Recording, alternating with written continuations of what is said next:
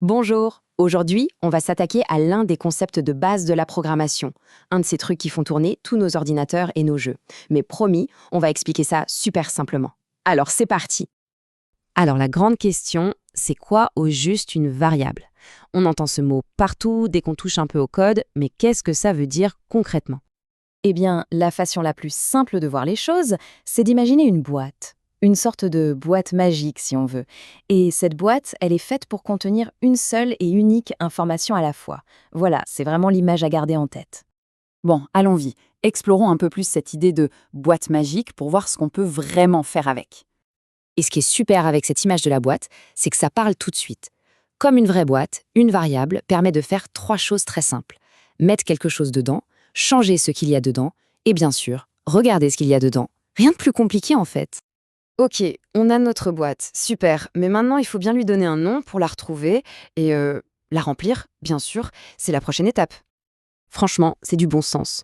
Imaginez des dizaines de boîtes devant vous, toutes pareilles, sans étiquette. Ce serait le bazar complet, non? Eh bien, en programmation, c'est exactement ça. Chaque variable a besoin d'un nom, d'une étiquette pour qu'on sache ce qu'elle contient. Et l'avantage, c'est qu'on peut choisir des noms qui sont vraiment parlants. Par exemple, mon âge pour stocker un âge, mon nom pour un nom, ou encore score du jeu pour le score d'un jeu. Ça rend tout bien plus facile à lire. On a l'étiquette. Et dedans, qu'est-ce qu'on met? Eh bien, ce qu'on met à l'intérieur, en programmation, ça s'appelle la valeur. C'est le petit trésor qu'on cache dans notre boîte. Alors, on peut y mettre quoi dans cette boîte? Plusieurs types de choses en fait. Le plus souvent, ça va être un nombre, comme l'âge ou un score. Ça peut aussi être du texte, comme un prénom ou un message. Et parfois, ça peut être quelque chose d'encore plus simple. Juste vrai ou faux.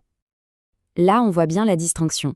D'un côté, on a la variable mon âge qui contient le chiffre 8.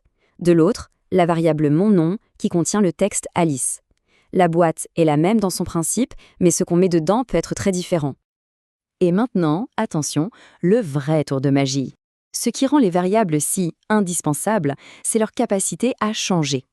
Prenons un exemple tout simple. On a une variable, mon âge, qui contient la valeur 8. Puis, c'est l'anniversaire. Et que se passe-t-il? Attention, on ne crée pas une nouvelle boîte. Non, non. On garde la même boîte, mon âge, et on remplace simplement la valeur 8 par 9. Le nom de la boîte ne bouge pas, mais son contenu, lui, a changé. Allez, un autre exemple pour la route. Disons qu'on a une boîte, nombre de bonbons, qui contient 5. On en reçoit 3 de plus. L'ordinateur fait le calcul, 5 plus 3, ça fait 8, et il met à jour la boîte. Elle contient maintenant la valeur 8. C'est cette capacité à changer qui est fondamentale. Bon, tout ça c'est bien beau, mais concrètement, à quoi ça sert dans la vie de tous les jours? C'est là que ça devient vraiment passionnant. Prenez n'importe quel jeu vidéo. Le score qui grimpe, c'est une variable. Le nom du personnage, stocké dans une variable. Les points de vie, les munitions, la sauvegarde de la partie, tout ça, ce ne sont que des variables qui changent tout le temps. Sans elles, impossible d'avoir un jeu interactif. Cette phrase, elle résume tout. Ce qu'il faut comprendre, c'est que les variables, c'est un peu la mémoire du programme. Elles lui permettent de se souvenir d'une info à un moment donné pour pouvoir s'en resservir ou la changer plus tard. C'est la base de tout. Ok, pour être sûr que tout est bien en place, on va résumer ça en 3 points super importants à retenir. Premièrement, la première chose à retenir, c'est vraiment cette image de la boîte. Une variable, c'est un container, un espace de stockage pour une information. Deuxièmement, pas de boîte sans étiquette. Chaque variable a un nom et c'est ce nom qui nous permet de la retrouver et de savoir ce qu'elle fait. Et finalement, le troisième point, et c'est ça, le fameux tour de magie. La valeur à l'intérieur n'est jamais gravée dans le marbre. Elle peut être changée, mise à jour, remplacée. C'est ce qui rend les programmes vivants et dynamiques. Et voilà, le mystère des variables est levé. C'est pas si sorcier, hein? Alors la question à se poser maintenant, c'est si on pouvait créer sa toute première boîte magique pour y stocker n'importe quoi, qu'est-ce qu'on mettrait dedans?